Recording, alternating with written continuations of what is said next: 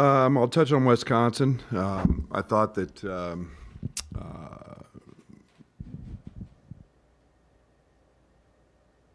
Marcus was in a special place. I think that was fun to see. I thought it was a very good game from an execution standpoint on that end. And then I thought we had several really good defensive sequences. A big one in the first half. I thought we withstood the emotion of Howard being back in the building and that whole ceremony, of which I was touched by, and everybody knew Howard, and you know, the emotion of that was evident early in the game, and but I thought we made stops. And had, you know, I think we had a sequence where we had 7 or 8.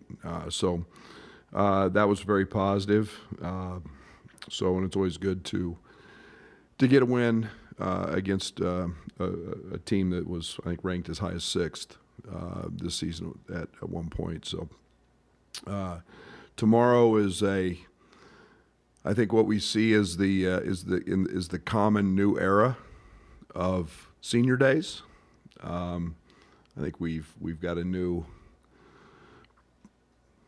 pattern or routine.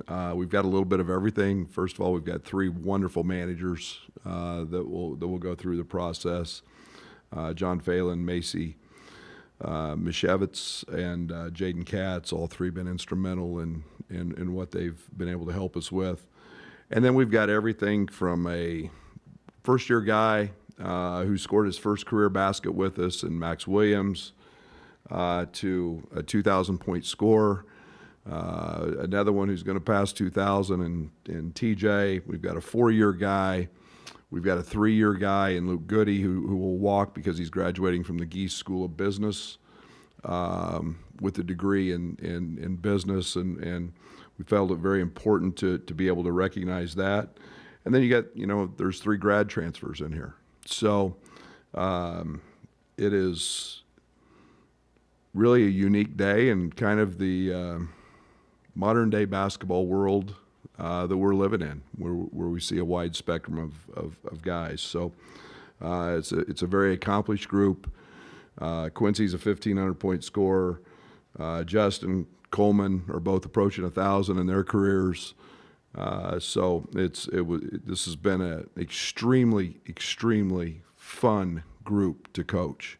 By far and away the most pleasurable year, just with character, with fun, with guys at work. Guys have bought into our culture, all the ups and downs of a season, and everything that this group has gone through. This one will always hold a really special place. Hopefully there's a lot of chapters left to write yet, but this has been an incredible group, and from the walk-ons to the 4-year guys that with Coleman, it's been really special. All these guys have different decisions and different directions to go after the season. That'll be for that time. We'll discuss all those things, but for the moment, this is a very special night.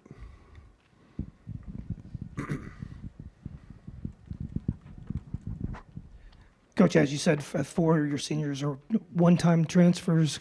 Could you walk through the process first, just identifying those guys that fit, that were in the portal, and then integrating them into the program and getting them to play as a cohesive unit? Yeah, I mean, you know, we knew we wanted size. We knew we needed scoring. We knew we needed shooting. And, you know, I think that you look at Quincy was a guy that we were obviously very familiar with out of high school. He fit what we were looking for in a combo forward spot. You've got to go back to the moment now where we've got a couple of guys in the draft, and so we don't know what our roster looks like. This is the biggest problem we have in college sports, in basketball anyway, is the calendar. So we don't know what we have, but we knew Quincy Could fill a lot of roles. He'd played the 3 a lot at Oregon. He'd played the 4 at Syracuse. We knew he was a great rebounder. He fit. Made 55-plus threes a year ago. So he fit. Justin had an unbelievable career at Utah Valley and was a guy that was a part of a winning program. He's a guy that could score it. He could defend it. He fit what we were looking for. Then Marcus was a guy that you don't find 2,000-point scorers. Realistically, that's what he would have been had he played a full season, not a fourth of one, but or a third of one, whatever it was. But his versatility was a big piece of that. His all these guys have been coached. That was a big part of it. Character was a big part of it with all these guys. They all wanted to be at Illinois for the right reasons, and that was to be a part of winning and success. So, you throw in TJ as a transfer. You throw in all these guys. We do our work. We're diligent in the character pieces that we look for and have a pretty exact idea of what we're looking for. So yeah, we feel like we hit a home run in the portal, a grand slam. Last time you faced Purdue, no TJ, and it was 2 months ago. What from that game informs preparation for tomorrow? Well, we were never in it. I mean, we made a run. They whooped us. They physically just manhandled us. They were more ready to play. They were more ready to be in that game. Even though we were in the top 10, they controlled the boards. They dominated the offensive glass. Every time we tried to make a run, it was an offensive rebound for a 3. I think there were 3 or 4 of them in the game. We scored a boatload of points in the second half. But you can't dig yourself out of a hole, when you're 20-4. We made a run, made another run late. But, it was a pretty thorough butt kicking, to be honest. And, obviously we were playing without Terrence. First really, Tennessee was a great environment, but really kind of first nasty environment. And we were, they punched us, and it took us a while to get off the mat, to be very honest. So we got to match the physicality of the game because we did not in the first game. But it seems like with these 3 guys you added this offseason, from our vantage point, it looked like you were very intentional about who you wanted and move quickly to go get them. I guess, how would you describe what your approach was with those 3 guys in particular out of the portal? Yeah, I mean, it's we've got a great staff, and I mean when guys show up on the portal, I mean we were we had the idea, we had the blueprint of what we were looking for, and then it's more about, and I think this is the hard part, it's about the character piece as much as anything. It's who fits. No one wants to bring a knucklehead in or a guy that's a problem or doesn't fit or causes chaos in your locker room, and these guys have been incredible, but they checked all the boxes. And you can sit and watch film all you want, and we have a very matter-of-fact approach with them. We've pretty much told them what we were looking for. We've told them the scenario coming in, and I think in each of their cases it's been a great fit, both ways, for both sides. Considering you've been around him for almost every day, during the season at least, how would you describe the 4-year Coleman Hawkins experience? Fun. I think it's what college coaches get in this for. I think they come in as young boys and boys and 18-year-olds who don't have a clue what's going on, and they leave as grown men who understand responsibility, accountability. I mean, you guys could sit out there and document the Coleman Hawkins maturation process. And there's still a slip up every now and then, but just the young guy, and I couldn't be happier with Coleman. Loved him in the recruiting process, just loved his skill set, loved what he could be. Goes through it a little bit as a freshman on a good team. As a sophomore, just gets dealt all kinds of adversity.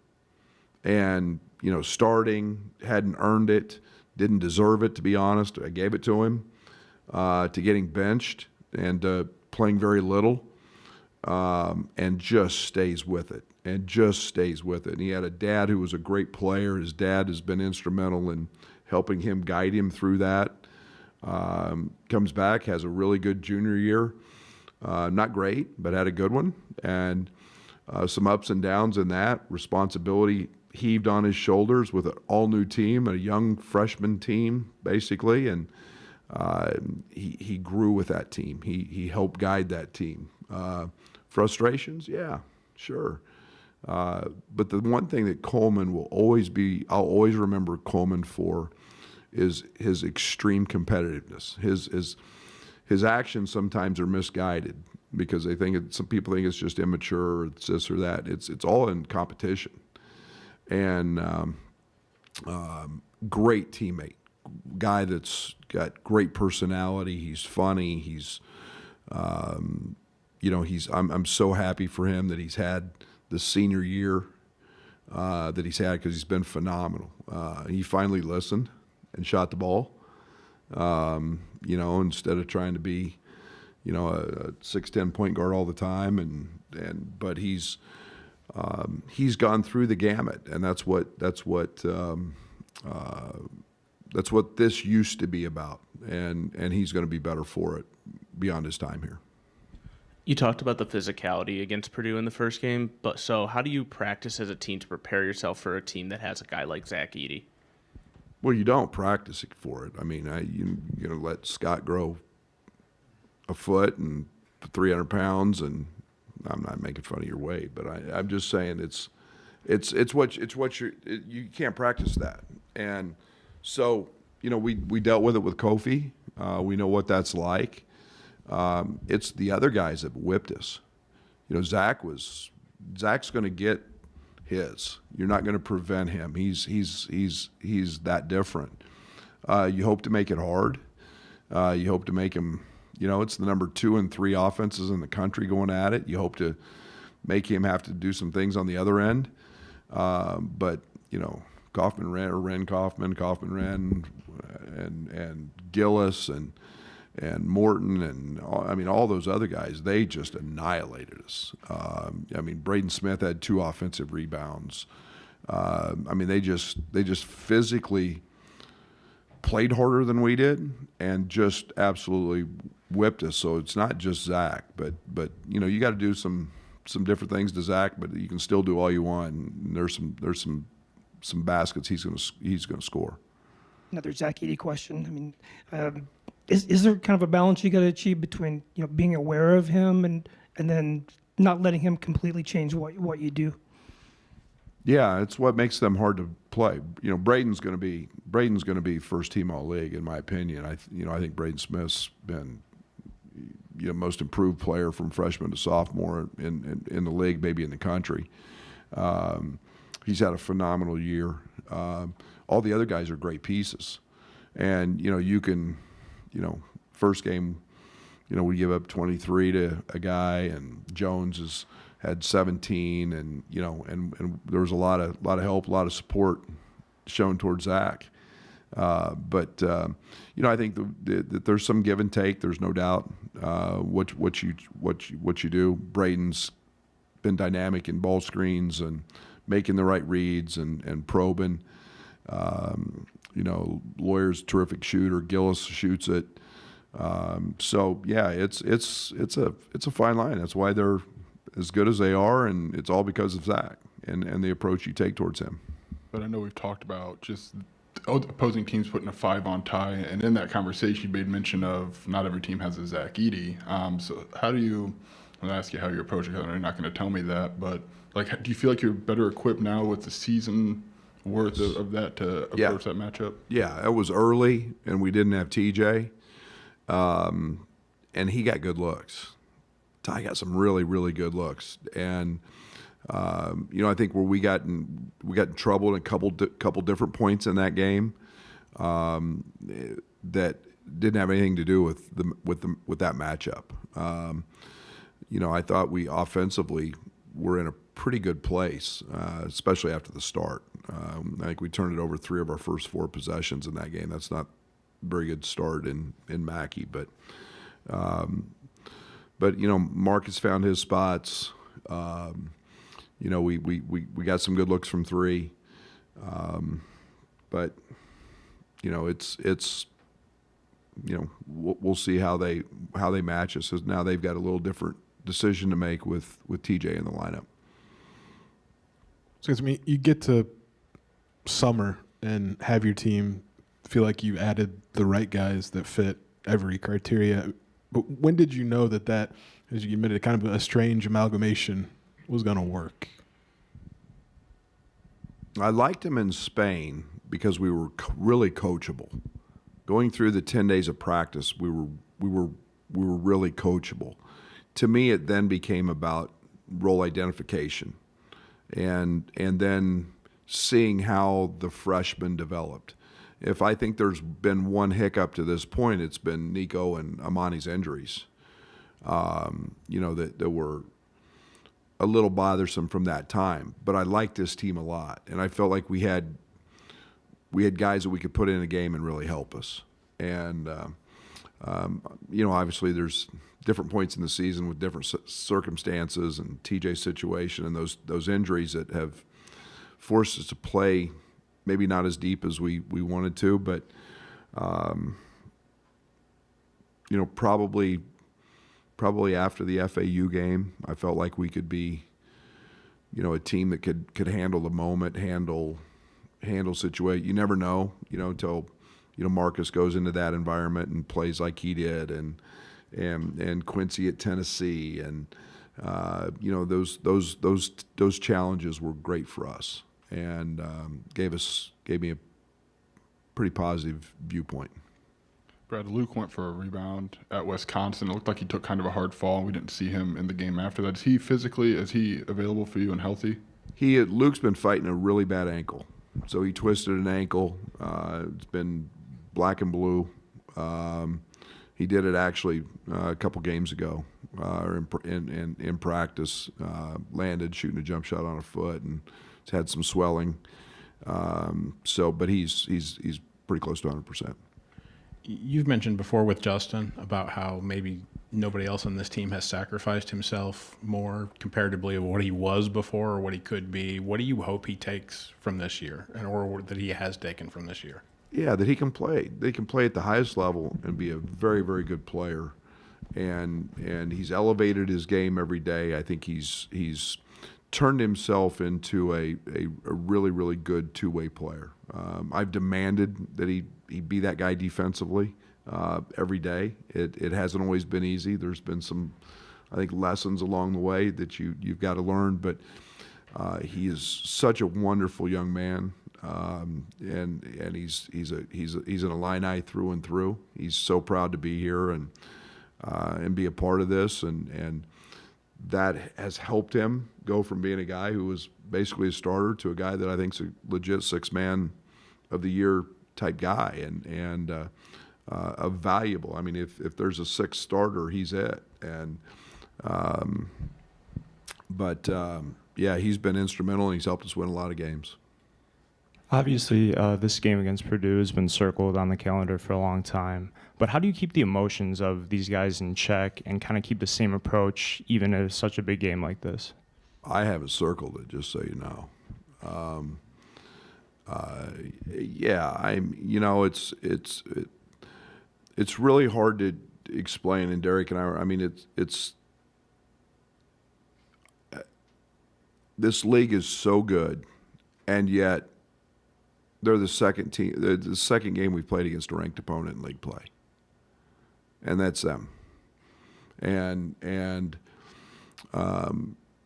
what they've done, they've been the talk of college basketball all year. Obviously, Zach's going to be National Player of the Year again, and so there's a ton of attention put on that. But it's another conference game against a great opponent, and I've got all the respect. And they're a team that probably a odds-on favorite to win a national championship, but. That doesn't mean we're not going to go out there and fight and compete, and it's another game, and we want to find out and measure where we're at and see if we're better than we were 2 months ago. And they've proven to be human at times and been knocked off, and we've got to go out, and I expect we'll get their best game, and we're going to try to give them ours. I guess as you have maybe more of these one-off seasons with a grad transfer, just what kind of impact can they still make, maybe just to the overall program in maybe not even a calendar year in Champaign? Oh, they're huge. And again, I think it's about finding the right people. I think it's about, not just letting this be a stop for a player. I think it's about finding the players who want to be a part of Illinois basketball, and I think being a part of something that means as much to them as it does having for us as a coaching staff, being able to coach them and get them through their last year. I think it's important that character piece be utilized, and I couldn't be happier with how important it is for these guys to be part of Illini basketball, and I think that's helped them have successful careers, and whether it's 1 year or however long it is. Today's world, it is what it is, but I think like I said, I think we had a grand slam with these three in character and who they are and what they stand for. Usually by this point, you guys have played more than one ranked league opponent. By your observation, what's that say, if anything, about the Big Ten this year and just kind of the topsy-turvy nature of the way it goes? This league's a monster. This league is a monster. I think our 13th place team has 7 wins. I think I think the 12th and 13th place teams, or 11th and 11th, 13th maybe, are the top 2 defensive teams in the league. I don't think we get near enough credit for how good this league is offensively. I think there's a horrible scenario out there that we're big, slow, blah, blah, blah, blah, blah, and this league's not that. This league is terrific. I think you got a team in Michigan State who was ranked 2nd to start the season, played the world's one of the greatest schedules, toughest schedules. Wisconsin's been as high as ranked as 6th. I think you've seen just an incredible job by Fred at Nebraska, Ben at Minnesota. Penn State's playing and had a great year, coming off a coaching change in a great year. So I think you've seen the teams at the bottom that have been there just make huge strides, and that's the sign of a great league. And it's great coaches, great players. I say it all the time. And then the one thing that I always fall back: great fan bases, great arenas, great venues, and that makes it pretty special. Thank you.